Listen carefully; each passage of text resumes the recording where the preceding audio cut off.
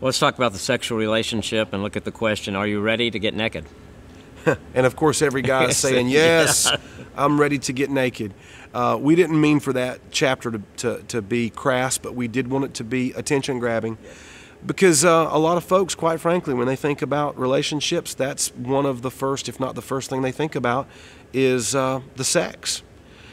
And if you watch TV, even primetime TV, which used to be fairly family friendly, nowadays the expectation is if you're in a relationship with somebody, you're having sex with them. I remember watching an episode of Seinfeld several years ago, and one of the characters had been out on a first date with somebody, and when they came back, their friends were there waiting on them, and the very first question when he walked in the room was, so how was the sex? But what we believe as Christians is that sex is not just something you do because it feels good, that sex is a very intimate and powerful thing that you only share with someone that you have fully committed your life to.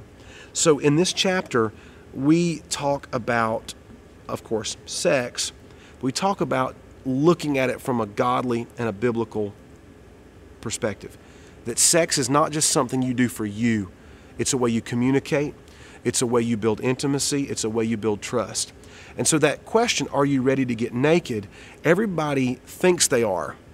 But in reality, there are lots of other issues that are underlying below the surface that we need to deal with, questions that we need to ask before we enter into a marriage relationship, especially the sexual intimacy in a marriage relationship. And this really deals with our past. The statistics, again, that I'm reading, even some that I read today, say that if a girl reaches age 18, by the time a girl graduates from college, only 17% of 18-year-old girls will graduate from high school. I'm sorry, I said college. Only 17% of high school girls will graduate without being exposed to pornography. Only 3% of 18-year-old boys will graduate high school without being exposed to pornography. And so we live in a culture that has made sexual images more accessible. It's become the norm. Therefore, sex has become the norm.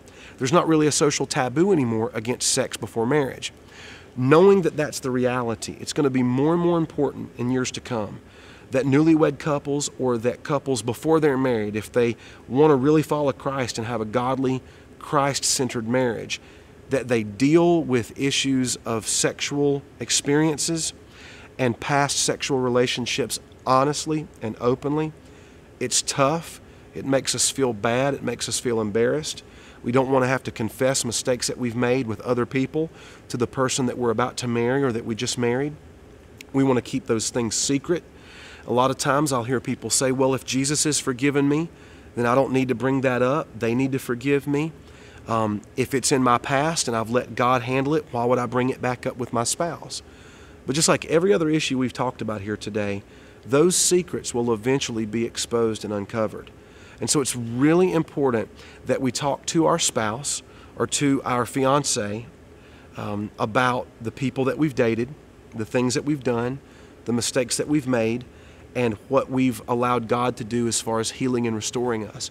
Now the caution is you shouldn't talk about those things too early. Right. You shouldn't talk about those things on the first date, second or third date. That's a deal breaker. You need to wait until you are fairly certain that either God has spoken to me and I want to marry this person, or I believe that we are compatible.